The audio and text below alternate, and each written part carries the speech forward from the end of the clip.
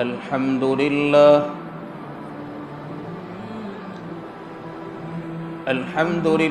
نحمده ونستعينه ونستغفره ونؤمن به ونتوكل عليه ونعوذ بالله من شرور أنفسنا ومن سيئات أعمالنا ونعوذ بالله من شرور أنفسنا ومن سيئات أعمالنا ونعوذ بالله من شرور أنفسنا ومن سيئات أعمالنا من يهده الله فلا مضل له ومن يضلله فلا هادي له ونشهد أن لا إله إلا الله وحده لا شريك له ونشهد أن سيدنا ومولانا محمدا عبده ورسوله أما بعد فأعوذ بالله من الشيطان الرجيم بسم الله الرحمن الرحيم لقد كان لكم في رسول الله أسوة حسنة صدق الله مولانا العظيم وقال النبي صلى الله عليه وسلم إنما بعثت معلما أو كما قال عليه الصلاة والسلام صدق الله وصدق رسوله النبي الكريم ونحن على ذلك لمن الشاهدين والشاكرين والحمد لله رب العالمين. ایک مرتبہ درود پاک پڑھ لیں. اللہم صلی علی سیدنا محمد وعلى آل سيدنا محمد وبارك وسلم.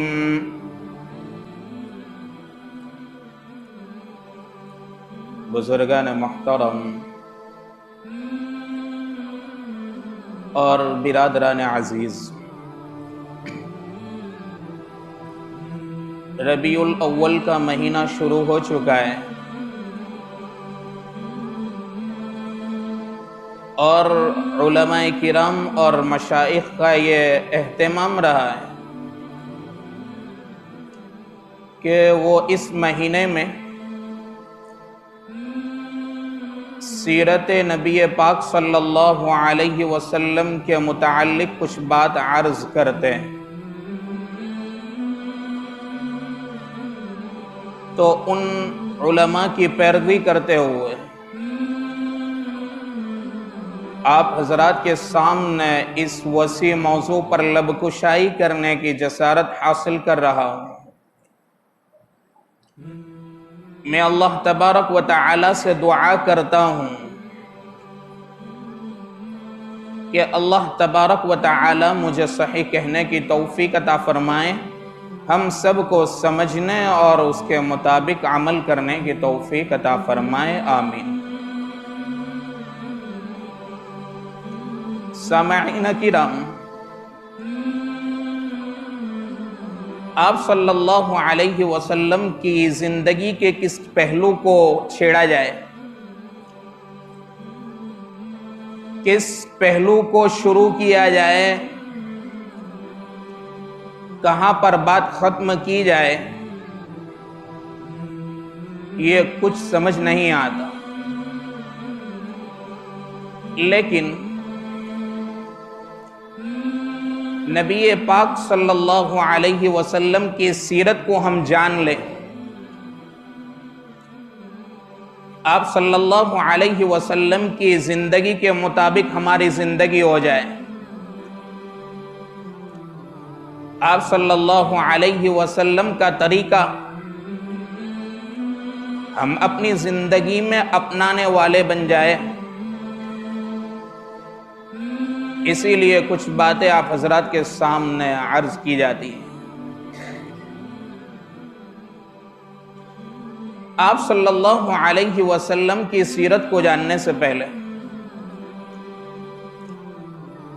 ہم عرب کی حالت کو کچھ جانتے ہیں۔ عرب کی جغرافیائی حالت کچھ دیکھتے ہیں کہ عرب تین طرف سے، تین جوانب سے پانی کے ذریعے گھیرا ہوا ہے، اور اس کے ایک طرف زمین کا ٹکڑا جو زمین سے ملا ہوا ہے۔ تو اب ہم انسان کے جسم پر غور کرتے ہیں کہ انسان کے جسم میں بھی دل ہے،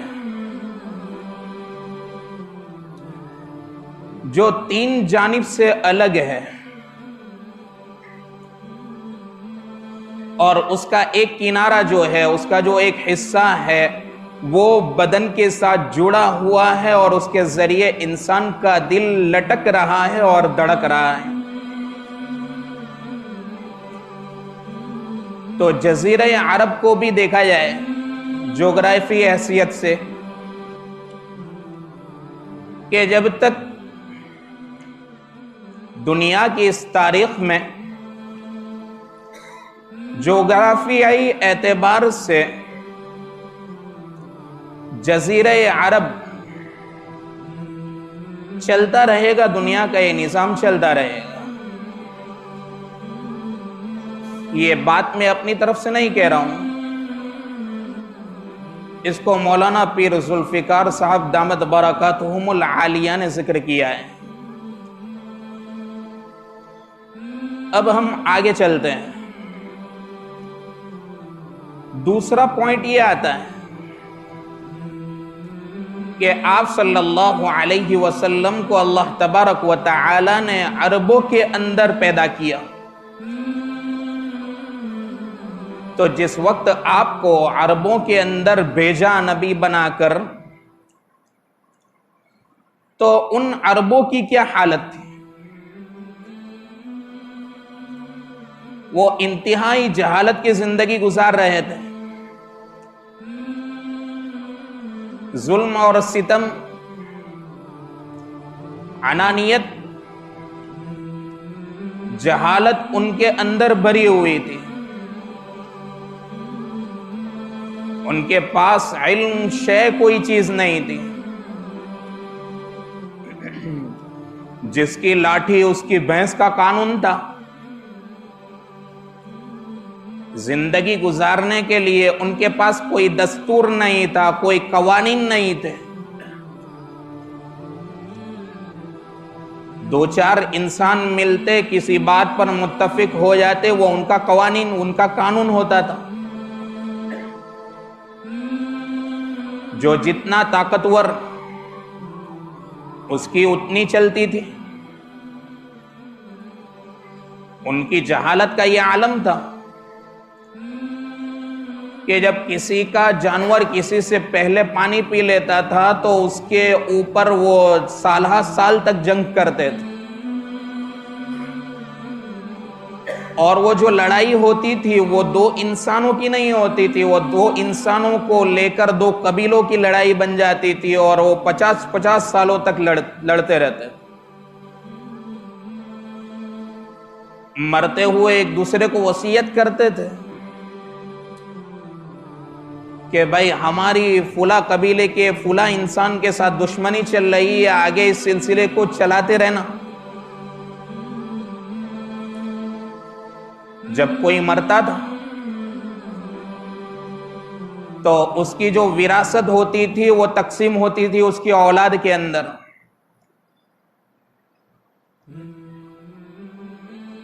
تو ان کی جو مائیں ہوا کرتی تھی، مرنے والے کی جو بیویاں ہوا کرتی تھی، وہ بھی وراثت کے طور پر اپنے بیٹوں میں تقسیم ہوتی تھی، یہاں تک کہ وہ لوگ اپنی ماؤں کو اپنے نکاح میں لے کر آتے تھے۔ جہالت کیا، یہ انتہا عالم تھا ان کے۔ لڑکیوں کے نام سے انہیں نفرت تھی،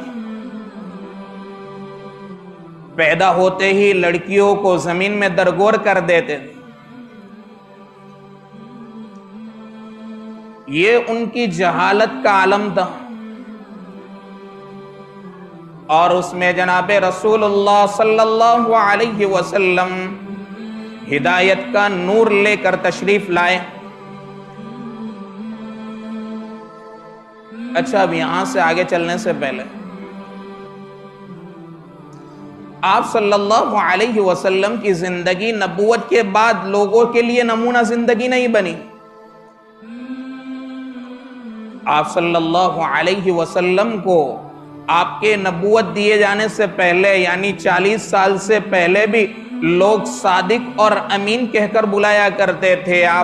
آپ کے پاس اپنی امانتیں رکھوایا کرتے تھے کہ ہم اپنی امانت اس کے پاس رکھیں گے، ان کے پاس رکھیں گے تو ہماری امانت ضائع نہیں ہوگی۔ ایک مرتبہ کا واقعہ ہے کہ جب وہ لوگ کعبہ شریف کی تعمیر کر رہے تھے آپ صلی اللہ علیہ وسلم کی نبوت سے پہلے، تو ان لوگوں کے درمیان اختلاف واقع ہوا کہ حجر اسود کون رکھے گا، کس کے ہاتھ کے ذریعے یہ پتھر اٹھا کر رکھا جائے۔ تو اتنا بڑا شرف، سب یہ چاہتے تھے کہ یہ شرف ہمیں ملے، یہ شرف مجھے ملے، یہ شرف مجھے ملے۔ تو اتنے بڑے اختلاف کو آپ صلی اللہ علیہ وسلم نے اس جہالت کے دور میں بڑی آسانی کے ساتھ ختم کر دیا۔ یعنی کیا ہوا؟ ان لوگوں نے اتفاق کر لیا کہ یعنی محمد بن عبداللہ جو بات کہیں گے اس کے اوپر ہم راضی رہیں گے۔ تو آپ صلی اللہ علیہ وسلم نے ایک چادر منگوائی، اس کے اندر حجر اسود کو رکھا، اور کفار مکہ، مشرکین مکہ کے قبیلوں کے بڑے سرداروں کو بلایا اور کہا کہ ایک ایک جانب، ایک ایک کنارہ چادر کا پکڑ لو۔ اور آپ صلی اللہ علیہ وسلم نے جب وہ کعبۃ اللہ کے قریب پہنچ گیا تو اپنے دستے بابرکت سے اس حجر اسود کو کعبۃ اللہ میں نصب فرمایا۔ تو میں یہ عرض کر رہا تھا کہ آپ صلی اللہ علیہ وسلم کی نبوت سے پہلے بھی وہ آپ صلی اللہ علیہ وسلم کے اخلاق کا اعتراف کرنے والے تھے، آپ کے اخلاق کو ماننے والے تھے۔ تو اب کسی قوم کی حالت بدلنا ہو تو آپ صلی اللہ علیہ وسلم کو نبوت ملنے کے بعد کی زندگی صرف کتنی ہے؟ 23 سال۔ تو کسی قوم کی حالت بدلنے کے لیے 23 سال کافی نہیں ہوتے، کئی صدیاں گزر جاتی ہے لوگوں کی مینٹالٹی چینج کرنے کے لیے، لوگوں کی ذہنیت چینج کرنے کے لیے، لوگوں کو راہ راست پر لانے کے لیے بڑے سال نکل جاتے ہیں۔ یہاں پر کیا بات تھی؟ اب 23 سال کو بھی ہم دیکھتے ہیں کہ آپ صلی اللہ علیہ وسلم کی مکی زندگی کے 13 سال وہ تو قریش کا ستم اٹھاتے اٹھاتے ختم ہو گئے۔ جب اسلام کو پھیلنے کے جو ایام ملے ہیں، جو گولڈ ٹائم ملا ہے، وہ تو 10 ہی سال ہے جس کے اندر اسلام عرب سے نکل کر پورے عجم میں پہنچا۔ تو اس کی کیا وجہ تھی؟ ایک انگریز مورخ لکھتا ہے کہ اس نے دنیا کے بڑے کامیاب انسانوں کی ایک فہرست تیار کی، نامور لوگ جنہوں نے دنیا میں آ کر کوئی کارنامہ انجام دیا، بڑے کام کیے، جن کا دنیا میں کوئی نام رہا ہے اس نے فہرست تیار کی، اور اس فہرست میں سب سے پہلا نام جناب رسول اللہ صلی اللہ علیہ وسلم کا رکھا۔ آگے وہ لکھتا ہے کہ آپ حیران اور پریشان ہوں گے کہ میں عیسائی ہوں اور میں نے نبی کریم صلی اللہ علیہ وسلم کا پہلا نام لکھا ہے۔ کہ آگے وہ یہ لکھتا ہے کہ انسان جب بھی دنیا میں کامیاب بنتا ہے، کوئی معیار پر پہنچتا ہے، کوئی مقام پر پہنچتا ہے، اس مقام تک پہنچنے سے پہلے وہ نہ کسی کی شاگردی اختیار کرتا ہے۔ اگر مثال کے طور پر ہم لے لیں کہ ہماری نظر میں، دنیا والوں کی نظر میں سائنسداں بڑے ہوتے ہیں، ڈاکٹر بڑے ہوتے ہیں، انجینئر بڑے ہوتے ہیں، اپنی جگہ پر ہوں گے، تو کیا وہ ماں کے پیٹ سے ہی انجینئر اور ڈاکٹر بن کے آتے ہیں؟ کیا سائنسداں اس نے یونیورسٹی کا، کالج کا رخ نہیں کیا؟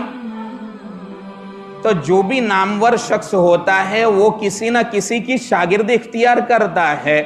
میں اس بات پر حیران ہوں، وہ مؤرخ لکھ رہا ہے کہ میں اس بات پر حیران ہوں کہ نبی کریم صلی اللہ علیہ وسلم نے 10 سال میں اتنی تبدیلی پیدا کی، اور وہ انسان نے دنیا میں اپنی زندگی میں کسی کی شاگردی اختیار نہیں کی ہے۔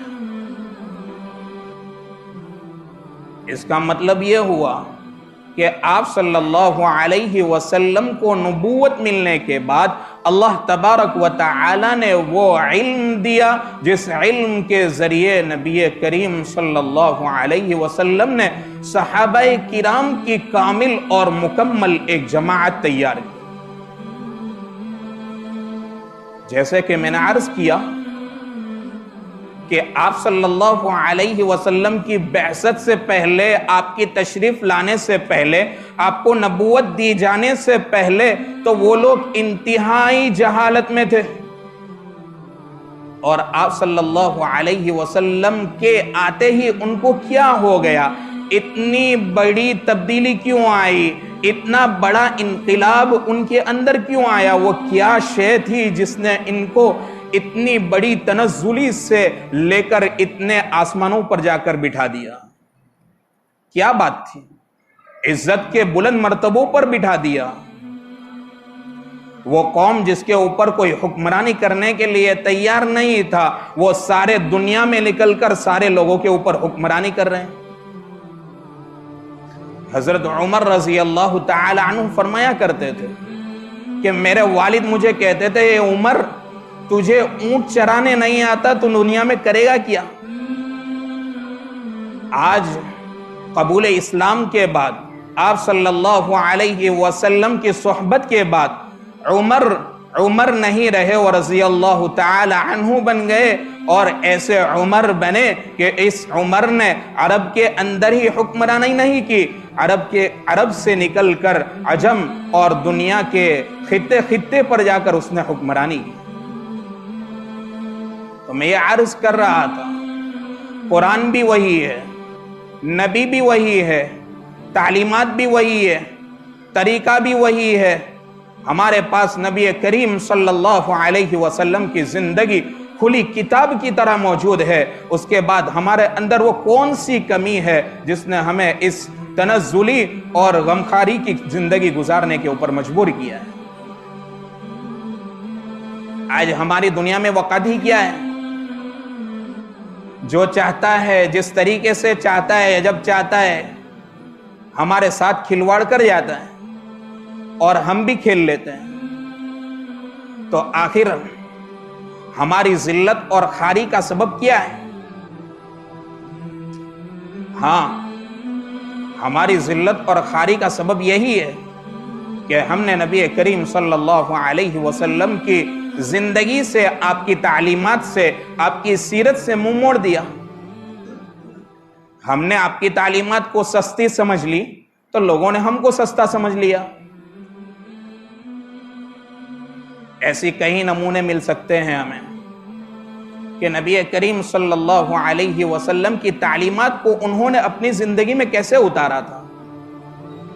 وہ نبی کریم صلی اللہ علیہ وسلم کی تعلیم کے متبع تھے، اس کی پیروی کرنے والے تھے، اس کی اتباع کرنے والے۔ چلو اس کی کچھ مثالیں لیتے ہیں۔ ایک مرتبہ حضرت عبداللہ بن مسعود رضی اللہ تعالی عنہ مسجد نبوی کی طرف تشریف لا رہے۔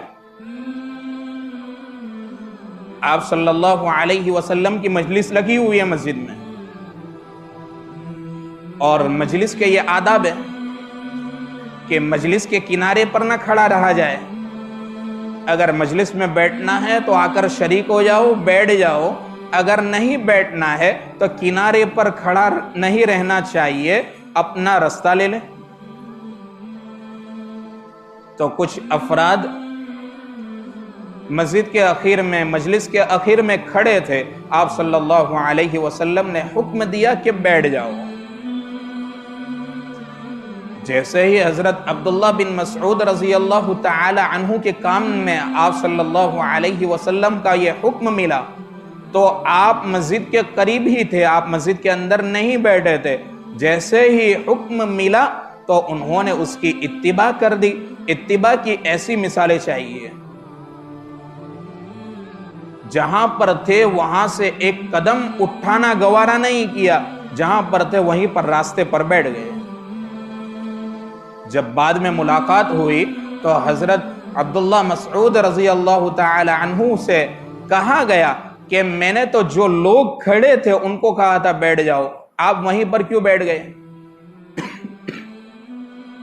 تو بڑا عجیب جواب دیا کہ آپ صلی اللہ علیہ وسلم کا جب مجھے حکم مل جائے اس کے بعد مجھے یہ گوارا نہیں کہ میں وہاں سے ایک قدم آگے بڑھاؤں۔ تو ان کی زندگی میں آپ صلی اللہ علیہ وسلم کی تعلیمات کو بسانا تھا، اور ہماری زندگیوں میں نبی کریم صلی اللہ علیہ وسلم کی تعلیمات ختم ہو چکی ہے۔ تو میں یہ عرض کر رہا تھا کہ ہم اپنی زندگی کو دیکھیں، بار بار دیکھیں، خوب ٹھوک بجا کر دیکھیں اور دیکھیے کہ وہ کون سی سنت ہے، وہ کون سا طریقہ ہے جو نبی کریم صلی اللہ علیہ وسلم کی زندگی میں تھا اور ہماری زندگی میں نہیں۔ آپ کے بچپن کو دیکھیں، آپ کی جوانی کو دیکھیے،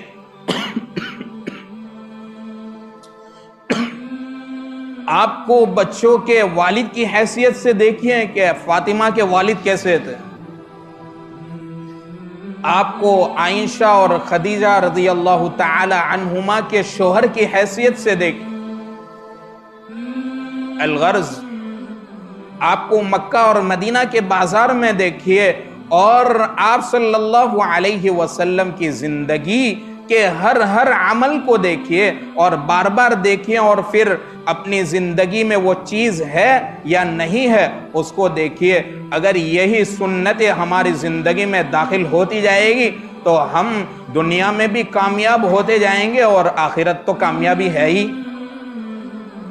آخرت کی کامیابی کیسے ملے گی؟ کیونکہ نبی کریم صلی اللہ علیہ وسلم کی زندگی اللہ تبارک و تعالی کے بتلائے ہوئے طریقے کے مطابق ہوگی۔ تو ہم نبی کی اتباع کریں گے گویا کہ ہم نے اللہ تبارک و تعالی کی اتباع کی، اور ہم نے اللہ تبارک و تعالی کی اتباع کی، اللہ تبارک و تعالی کی مانی، اللہ تبارک و تعالی کے کہے ہوئے بتلائے ہوئے نبی کریم صلی اللہ علیہ وسلم کے بتلائے ہوئے طریقے کے مطابق ہماری زندگی رہی تو اس کے نتیجے میں اللہ تبارک و تعالی کی رضامندی ہمیں حاصل ہوگی، اور ہم دنیا میں بھی عزت اور سربلندی کی زندگی گزاریں گے، اور اللہ تبارک و تعالی نے ہمارے لیے اپنی رضامندی رکھی ہوگی تو ہماری آخرت بھی درست ہوگی۔ میں انہی چند باتوں کے ساتھ اپنی بات کو ختم کرتا ہوں۔ آخر میں یہی بات کہوں گا کہ اگر طالب علمانہ اگر کوئی غلطی ہو چکی ہے تو معذرت خواہ ہوں۔ وآخر دعوانا ان الحمد للہ رب العالمین۔